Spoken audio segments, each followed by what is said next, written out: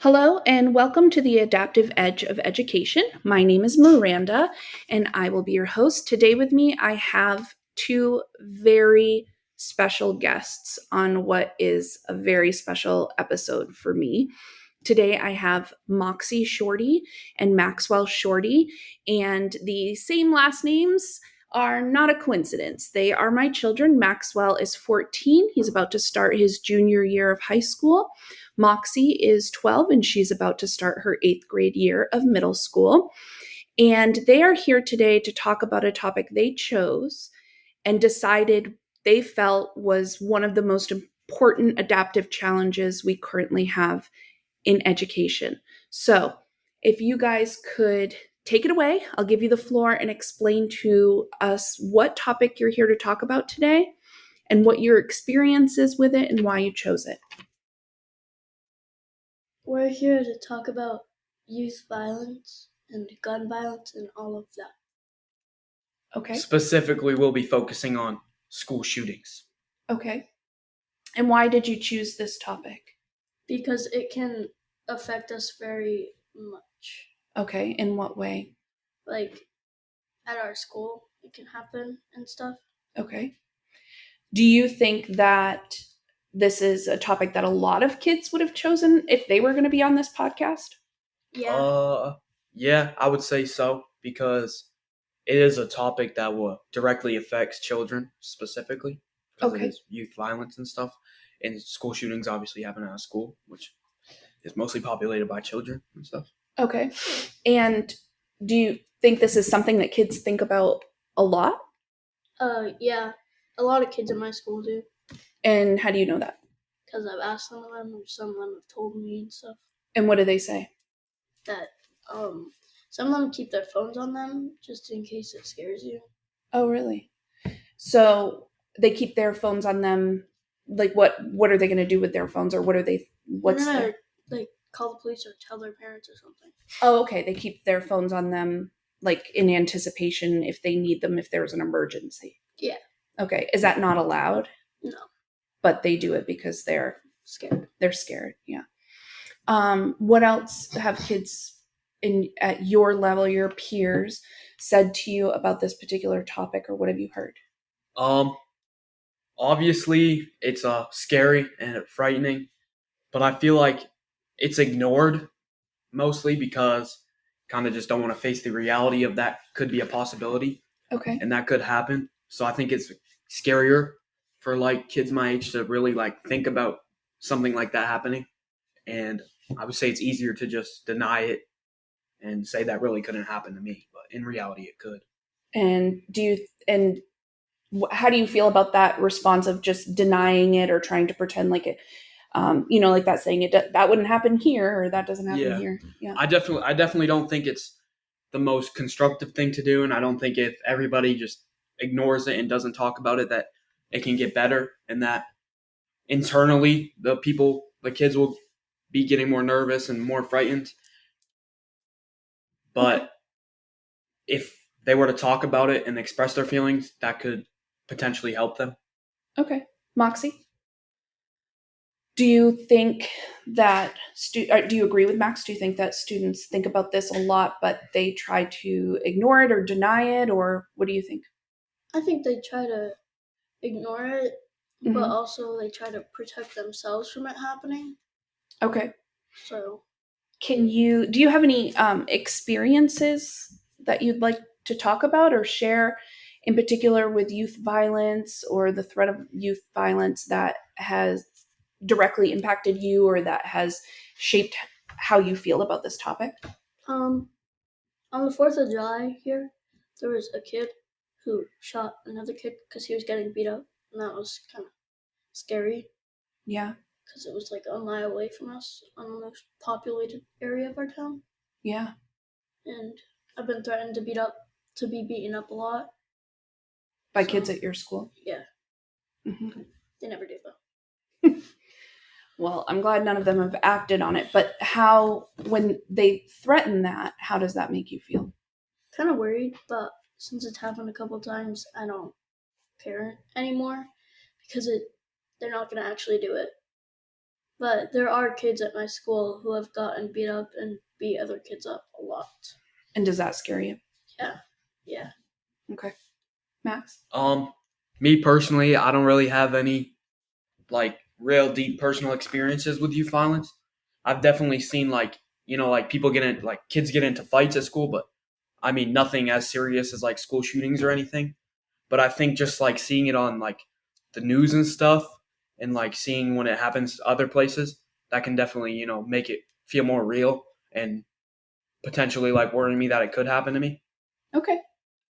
Yeah, that's a great point, that even students who haven't directly had experience with physical violence at school, this is a topic that shows up on media, in the media a lot, right? And on social media. And so you're exposed to it, whether or not it's, indirectly you're also exposed to it. It doesn't have to be a direct, violation of your own safety. Okay. So what do you think this is an adaptive challenge we've established sort of together, that this is something that will not be solved with just a point solution, right? Like this isn't like, we don't like that school starts at 7:30, so we'd like to shift it to 8 o'clock so that we can be more prepared to learn. That would be a point solution, right? We just change the time the school starts, change a few things around about the schedule or whatever. Mm-hmm. This is bigger than that. This takes more of an ideological shift, or a shift in the way people think about things. So where do you see, or what do you think people's opinions are about what we should do about youth violence in school, or gun violence in school, or school shootings? Like, from your perception of what you've witnessed, what are people saying about it, or what do they feel we should do? I see a lot of people saying like, actually like more like physical safety in the schools, like Okay. more like police officers in schools, and like different things in the actual classrooms, like stuff like that. Sure. And there's actually a term for that. And I will say, Max and Moxie and I read a book together in preparation for this episode. It's a book by Gillian Densley, and it's called The Violence Project. It's a bit of a narrative case study kind of book about 172 different mass shooters, where she and her research team look at what were the variables that were similar between the mass shooters, what was different, what was effective, what was ineffective. And in preparation for that, while reading that book as preparation, we did learn about the concept of the theater of security in schools. So this idea that we have school security theater is a concept that suggests that we implement point solutions, right? We were talking about point solutions, Yep. which are, you change one thing to try to circumvent a problem. Mm-hmm. We have those types of things available to us. And if you go online and look it up, there are a ton. And Gillian Densley brings it up in her book as well. They talk about, in terms of school security theater, Kevlar backpacks, gunshot or aggression microphone detectors, bulletproof whiteboards, bulletproof windows, metal detectors, ALICE training, lockdown drills. And for anybody who doesn't know, by the way, ALICE training is a form of security training given to staff and faculty in schools that is meant to help orchestrate some kind of organizational response to a large-scale security threat within the school. And that is definitely, you're totally right, Max, that is one of the things that people talk about in terms of approaching this through actual physical barriers to violence. There's also like the key cards on the doors, right? Mm-hmm. And cameras to see who's coming in and out. Mm-hmm. I see a lot of metal detectors. That's the biggest thing. Yes, some schools have metal detectors. That's a great point too. And do you guys remember when we were listening to that book, what was one of Gillian Densley's criticisms of that kind of solution, that kind of point solution that we see in school security theater? I believe that she said that there isn't a lot of statistical success with those actual physical solutions to the violence issue.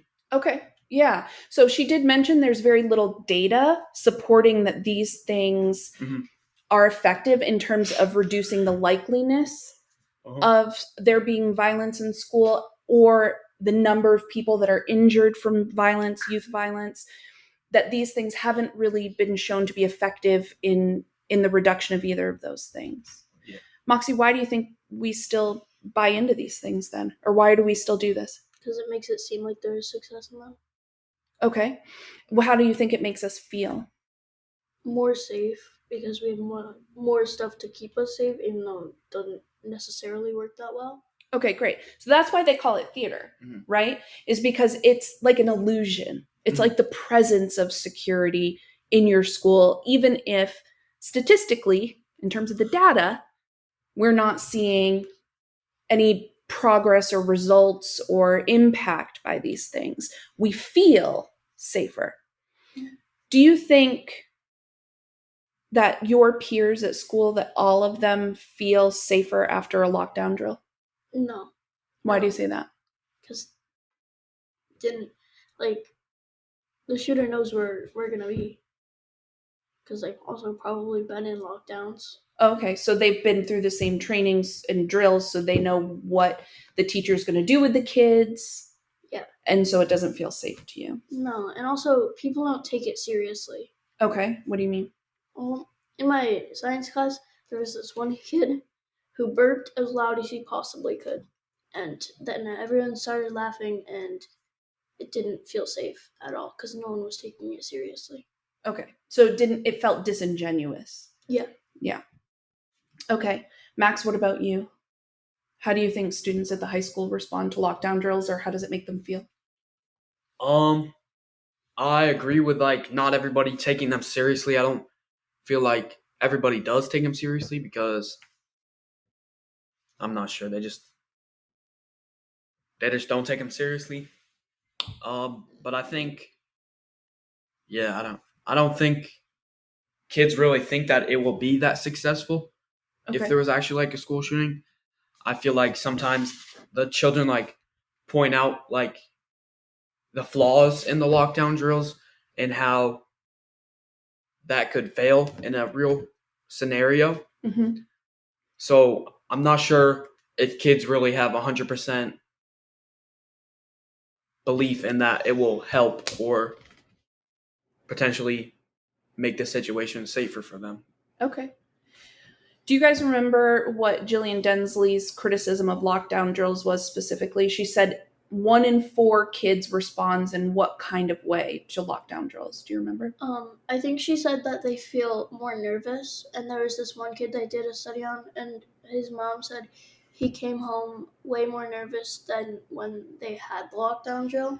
Yeah, so she said 1 in 4 kids actually responds with increased anxiety post a lockdown drill, and that they weren't able to find any evidence that students had long-term positive responses to lockdown drills, that they felt that they were now safer or more prepared for a violent situation in their school or emergency on a mass level. Mm-hmm. Okay, so those are some of the things that we've talked about in terms of what people offer up as solutions for this problem. What else? Can you think of anything else that people have been tossing around as ideas to help reduce youth violence? What else? I've seen a lot of trying to prevent it before it's actually happening. If teachers or students see a student that could be potentially struggling with their mental health or mental ability, that they would report it to a guidance counselor, principal, administration type of thing. Okay. And that student can get help before getting to the actual point of committing an act like that. Do you see that a lot in your school? People looking out for those types of red flags? Not really, no. I don't see it, but I try to Okay. do it myself. Okay. In her book, Gillian Densley talks about how there are she calls them the 4 Ds, right? Mm-hmm. The 4 Ds of youth violence red flags. These are the things that if you notice a change in these behaviors, and we want to make sure that we understand it's not just you notice these behaviors, but you notice someone's behavior in regards to these things changes. Because if someone is always this way, then it's not a red flag. If someone is suddenly more this way, then it's a red flag. Does that make sense? Mm-hmm. Do you remember what the 4 Ds were? They were disruptive, distressed, dysregulated, and dangerous. Yeah. Behaviors. So what do you think disruptive behavior looks like? I would just being disruptive to the class with maybe not letting the teacher be able to do what she needs to do, like yelling out loud, talking out loud. Okay. Disrupting the class. I also think it can be that, but it can also be like where someone is doing something quietly, but it's still disrupting, like passing notes or something. Okay. And other people are noticing it. Stuff. When she says dysregulated behavior, what do you think that looks like? I mean, it's like they're not being normal. In what way? They're like physically, they're not doing what they used to. Okay. And stuff. Sure.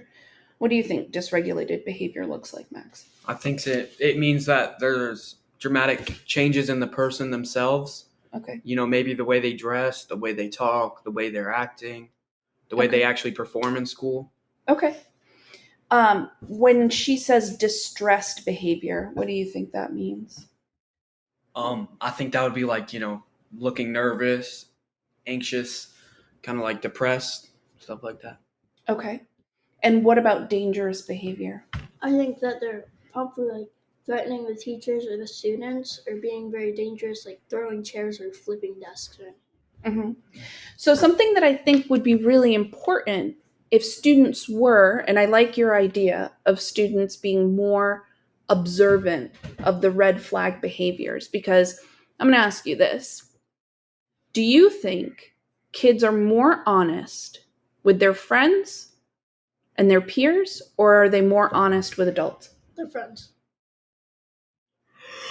They're friends. They're friends? Mm-hmm. Okay. So do you think that students, peers, friends, have a better idea of what's going on with a middle schooler or high schooler than the teachers at school or the administrators or maybe even their parents? Yeah. I think they could definitely have a different idea, yeah. Okay. But I feel like teachers still notice changes like that. Okay. Hopefully. So if we were to help students understand what disruptive, dysregulated, distressed, dangerous behavior looks like, it's actually a little bit more than just what we see in terms of how people react to others. So when we say dysregulated, it can actually look like not showering, not eating, not getting to places timely. It's kind of like the executive functioning type of stuff. It's like, am I able to maintain control of myself and my choices? Am I able to be consistent? Am I able to be on time? Those are the kind of behaviors. If you notice all of a sudden a kid is consistently 10, 15, 20 minutes late to class and they used to be very punctual, that's dysregulated. If you notice a student used to get lunch every day in the cafeteria, but now they just come in and sit and they don't eat, that's dysregulated. Does that make sense? And in terms of dangerous behavior, it can look sometimes like dangerous behavior, like they're acting out physically towards other people. It can also be dangerous behavior towards themselves. Maybe they've started doing things that are dangerous, like they've started taking drugs. They've started, if they can drive, maybe they're like driving really fast. They're not wearing a seatbelt. Maybe they are like doing jumps on their bike that are really dangerous, or they're just like walking in the road or whatever. Those are, even the personal behaviors can be identified as kind of the dangerous behaviors. Does that make sense? Yeah. So in order for students to really be able to identify whether or not kids are having changes in their behavior that are these 4Ds that make up kind of the red flags, we'd really have to what? Watch out for them. You'd have to watch out for them, but what would we have to do for you to get you prepared to do something like that? Teach what they need to specifically look for or need to notice in other students. Okay. Do you think that that is a fair thing to put on children?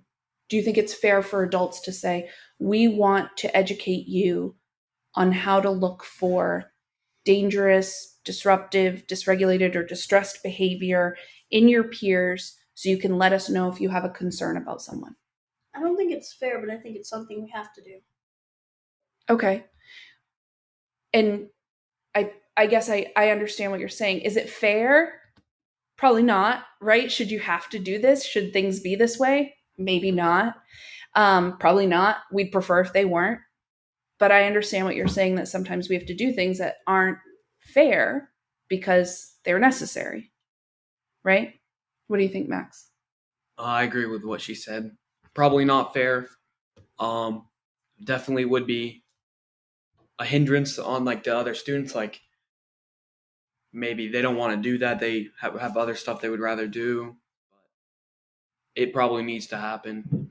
What if we helped explain this is something you can do, but you're not required to do. And if you don't notice these things, that's not your fault. I think that would work better. Okay. Do you think it's less fair than lockdown drills or Alice training? No, not really. Okay.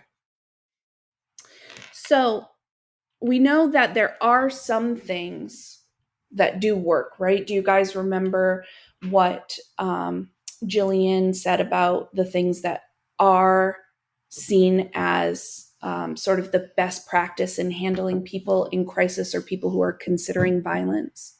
Yeah, I know it doesn't work, like suspensions and expulsions and all that. The kids want to go home. Mm-hmm. Like that's why they're doing it, or that's what most of them say. Sure. And then they're giving the the adults are giving the kids what they want. Okay. You know, I think expulsion and exclusion and suspension doesn't work for another reason. Can I tell you about it? I think I know what you're gonna say. What do you think I'm going to say? Because it makes them feel bad and Yeah. not included and stuff. It does make them feel socially isolated and excluded, and that can be a part of the problem. Sure. But I think it doesn't work for another reason. There's this theory, it's called role theory. Have you ever heard of it before? No. It's been around for quite a while. It's older even than me. And it's a theory from Ralph Linton and George Herbert Mead. They were these gentlemen who studied sociology and psychology. Mm-hmm. And role theory is this idea that when you have a societal expectation of someone, Mm-hmm. that they will fulfill a role, that person then begins to act out that role, Mm-hmm. whether they wanted to be in that role or not, or felt that was really a part of their identity. So if you tell someone you're a bad kid who has to go home and can't be at school because it's not safe or a good choice for you to be around people right now, what role do you think they then attempt to fill? I think they would start acting more like that, and that would lead to them being even more like that than they used to be. Yeah, that's the exact idea of role theory, is that it's like you're encouraging this, you're planting this seed and encouraging this notion that they fulfill that role in their social environment, whether they actually felt they did or not. And then they start to manifest those behaviors and attitudes because you've told them that's the role that they fill. Mm-hmm. For sure. Does that make sense? Yes. Yeah. Okay. So I think something else that's kind of interesting that we read about is that there are different reasons for youth violence and in particular school shootings. What do you think people think is the reason this happens? What do you think, like, if you were to take a poll of 1,000 people and you said, why do you think some students behave violently or consider mass shootings, what do you think would be some super common responses? I think that because they would think that they're mentally ill or something. Okay, there's something wrong with them. They're mentally ill. They're having some sort of mental health issue. Okay. What else? I would agree. I think that's the main answer, that they're just crazy. That'd be the biggest answer. Mm-hmm. Yeah. Anything else? Something's going on at home. Mm-hmm. Okay. With like their family. So something's going on in their home environment and they're unhappy at home. Mm-hmm. Yeah. Okay. You might be surprised to know that psychosis, or this idea that people have some kind of delusional belief or incorrect perceived belief that causes them to perform a mass shooting, do you know that's actually present in less than 20% of people that commit mass violence? I heard that on the book, and I was confused by that. Yeah. So we talk a lot about how it's a mental health issue, right? And how these people just need therapy. And we don't have enough therapists. We don't have enough mental health support. And that's why we're in this position. But the kind of mental health psychosis that causes someone to believe strongly a delusion that leads them to behave in a violent way and towards a lot of people through like a mass shooting or a mass incidents of violence, that's actually only present in less than 20% of cases. The idea that there's some issues at home, that's a little more common. That's about 30% of cases. In 30% of cases, there was some kind of domestic or relationship issue in the home that led to this being the decision that they made, or they cited that as being like a catalyst or motivator for their behavior. And I think that that's very interesting because a lot of people don't consider what else could be going on. And what do we know are some other reasons, some other motivators? Interpersonal conflict. Sure. Yeah. So there are people in about 20% of cases, people are having an issue with a specific person or a specific group of people. Yeah. Legal issues. Yep. This is sometimes a motivator for people that they're in trouble with the law, or, there's some kind of legal thing pending that they're very worried about. What else? Hate. Yeah, there are a lot of incidences where violence is perpetuated by hate. In terms of mass violence, in about 20% of cases, some kind of prejudice or bias that is in response to hate is present as a motivator or catalyst. How's that different from interpersonal conflict? So interpersonal conflict has to do with one person or a group of specific people that are not otherwise identified by an identity marker. And hate has to do with a group of people that have the same identity marker.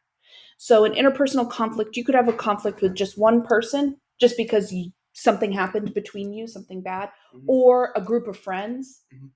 And they have no commonality other than they're a group of friends, right?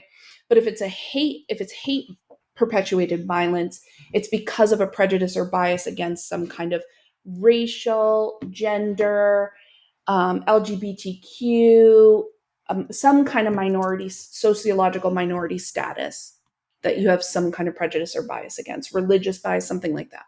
Does that make sense? Yeah. Okay.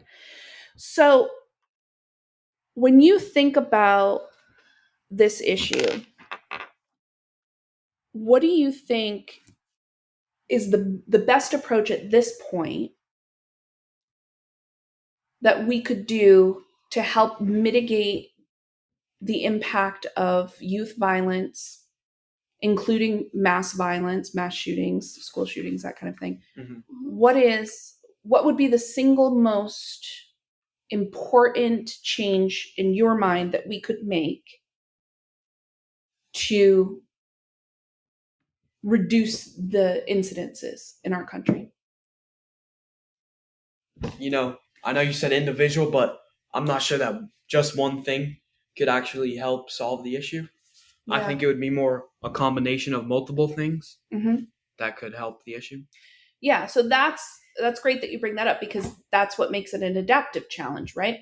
And that's what makes it a system solution. So we need a lot of different things within the system of an organization to change in order for us to see like real success in reducing the incidences of violence. And we do need to reduce them, right? Mm-hmm. We have in this country, in the last 5 years, since 2018, we have tripled the number of mass shootings in our country in 5 years. And we've had an insane amount of incidences of school shootings since Columbine, which we know is like one of the canonical incidences in this particular topic. What are some of the things? So if you're saying we need to do like a whole system change, there needs to be multiple different things done. Can you think of a few? I think one would definitely be how we talked about how a person could identify if a person's acting differently, or just like those 4 Ds that we talked about. Okay. I think if that could be used and that could be brought to a higher level and they could do something about it there. If we could do that in an ideal world, what would that process look like, do you think? Like, try to imagine if we implemented that in school tomorrow. What would be the best way? What would students need in order to be a part of that? I think we would definitely have to train the students on what to look for. Okay. And then tell the students that they should bring it to a teacher or a guidance counselor or a principal or vice principal, anything like that. How do you think that process? Do you think every kid at school trusts the adults at school? Not necessarily, no. Okay.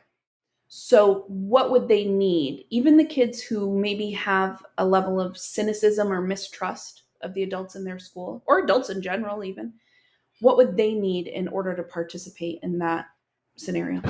I think they would need to see that it works. Okay. What else, Moxie? I think they would need more resources. More resources? What do you mean by that? Like more ways to get to the teachers, but like you can do it anonymously maybe. Okay. So like an anonymous way of reporting, here are some behavior changes that I've seen in my friend that I'm worried about. Yeah. I think you should check in with them. Yeah. Anonymity is really helpful in that we don't fear repercussions or retribution, right? Mm-hmm. And reprisal within our community. If we're able to do something without signing our name to it, what might be issues with that process being anonymous? Like, where could you see that going wrong a little bit? Someone could lie about it. Okay. Why would they do that? Because they want to get someone in trouble or something. Okay. So would we need staff that's trained on figuring out what is a reliable, valid tip and what is someone trying to get another person in trouble? Yes. Yeah. Okay. What are some other things that would be a part of that system solution? It would happen in all the schools that happen. Okay. So by that, do you mean like all the schools within a district, or we would need to implement this like statewide or nationwide? I think nationwide would be better because all the shootings are everywhere. Okay. It's not like they're just in one town or something. Okay. That's a good point. What else would we need to do? Think about our school. Think about our district, our community. Like, what else would we need to do as a part of that system solution? Spread it around and talk about it more. Okay. I think that potentially physical stuff could help if it's matched with other stuff.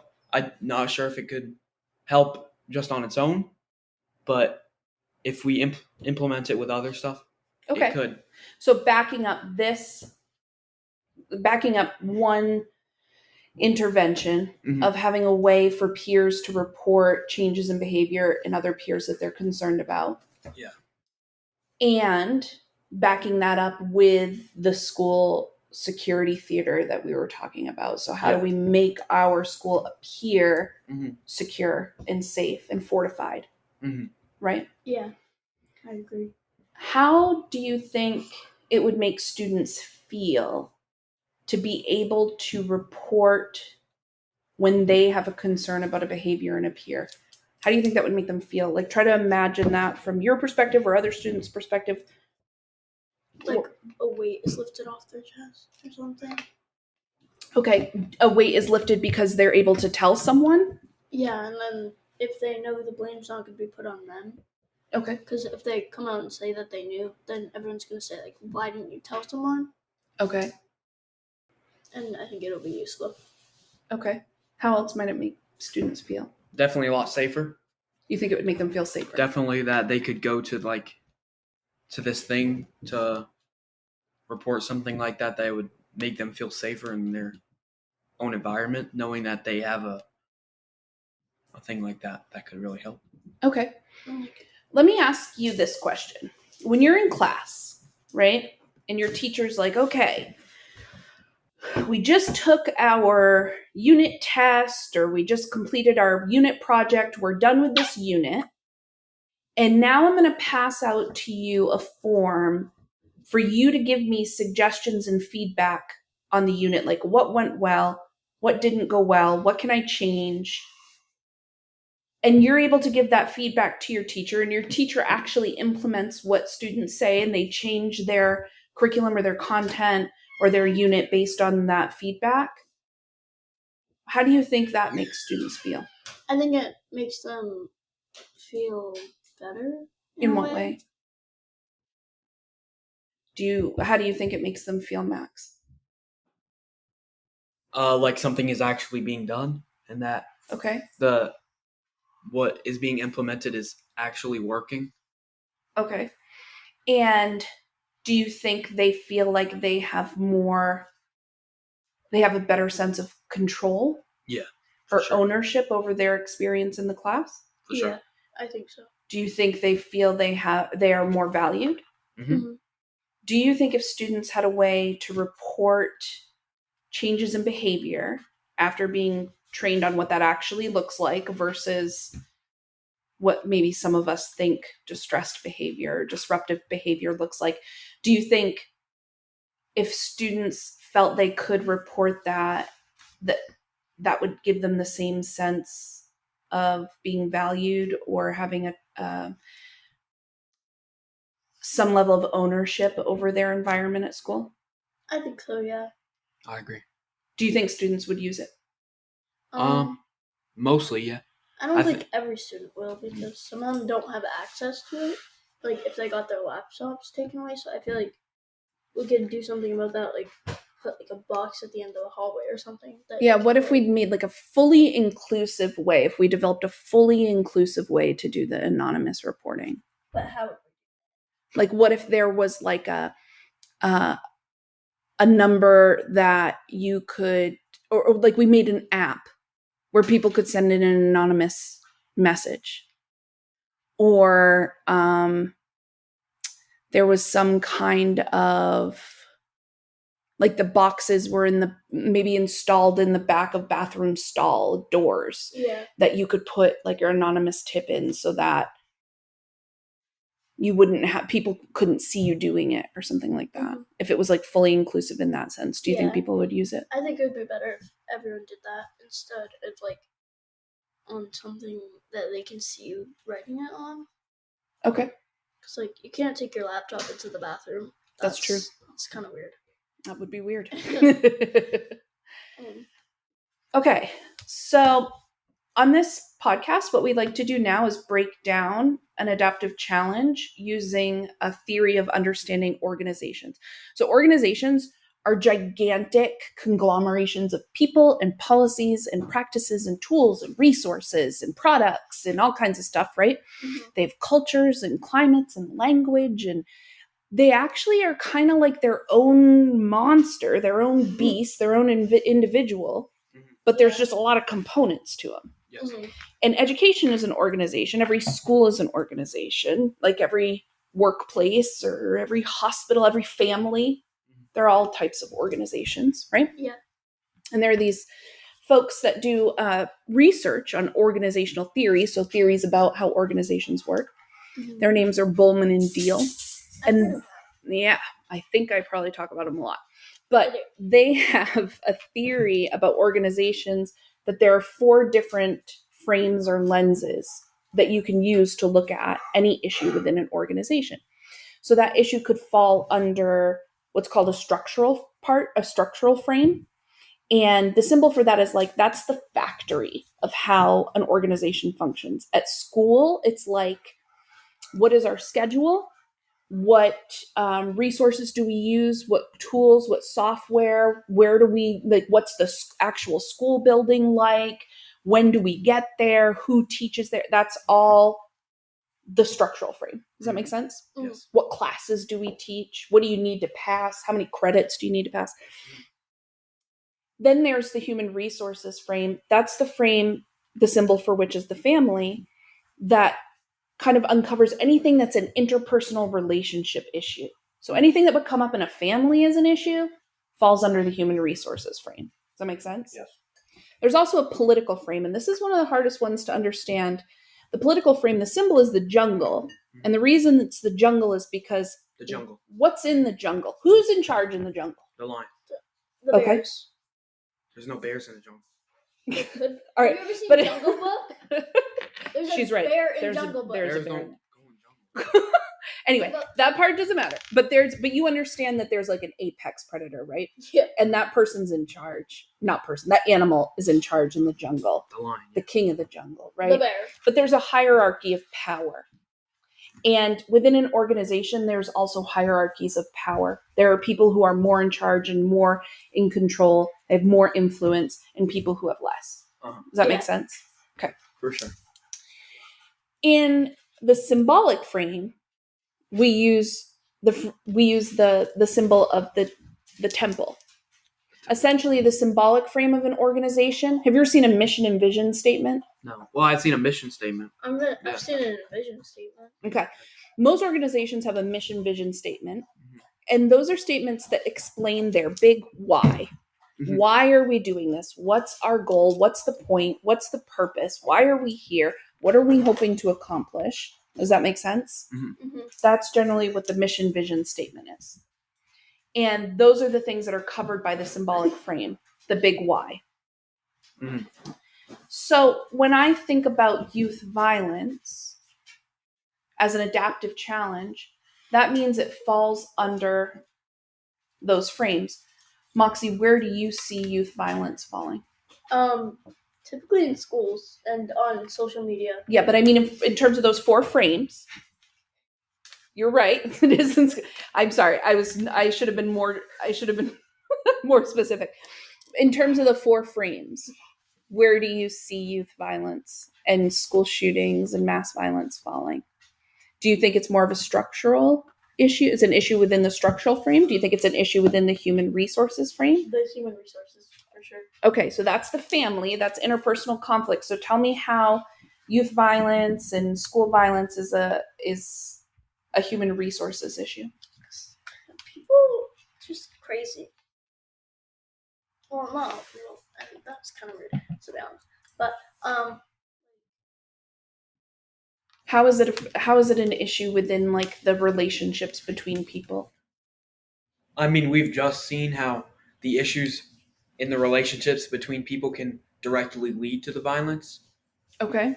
Like So one of the most popular reasons for school shooting, well, not popular, that's not the right word, but common, Yeah. was the fact that interpersonal conflict or Okay. hate between other people that are in the school that Okay. they're committing violence against. Yeah, so that's all about how people treat other people and Yeah. respond to other people, whether they appreciate or value them or not.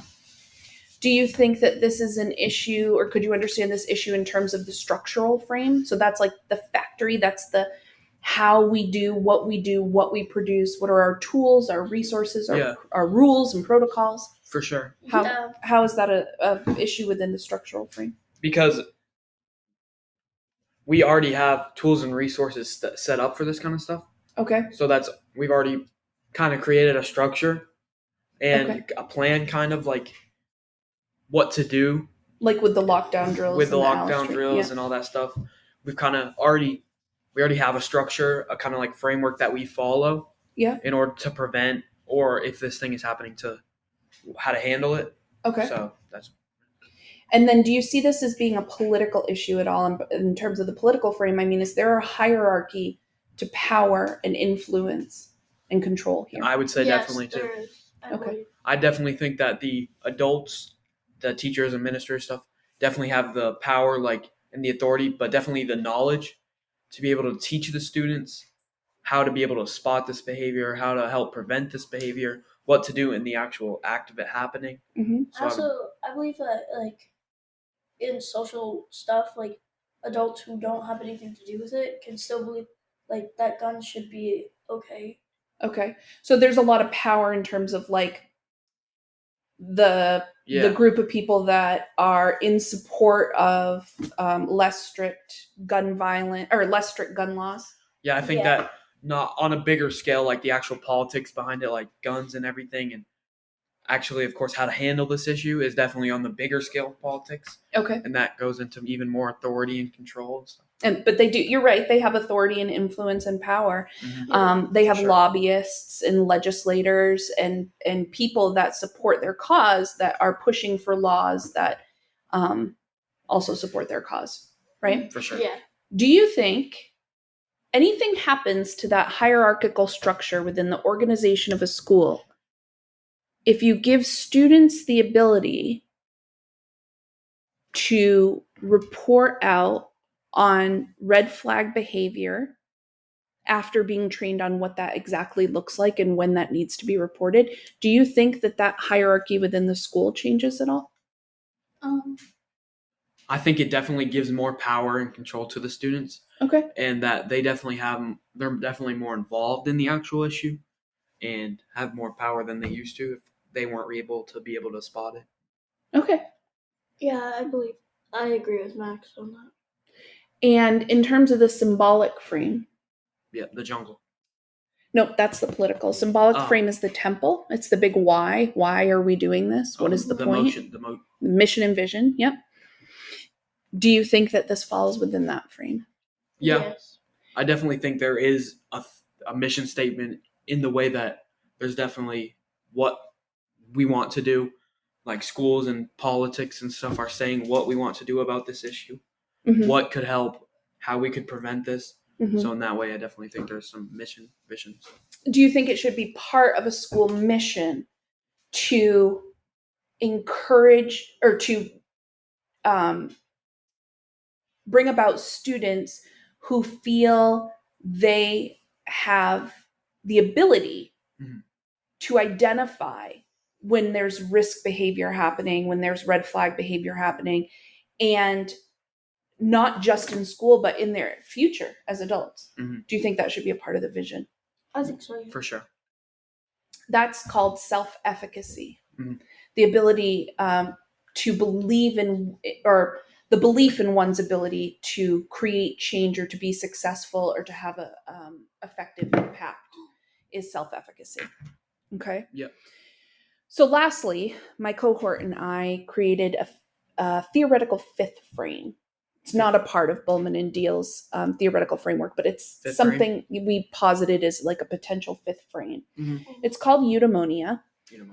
The what symbol does that mean? eudaimonia is an overall state of well-being. So it means a harmony or a synergy and actually refers to a person, the harmony and synergy within a person to be experiencing overall positive well-being.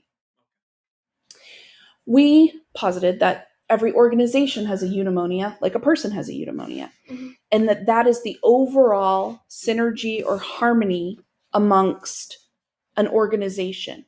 It's the ability for all of those frames, the political frame, the structural frame, the human resources frame, the symbolic frame, to work together to stay in tune with one another so that they're all working at their most effective pace.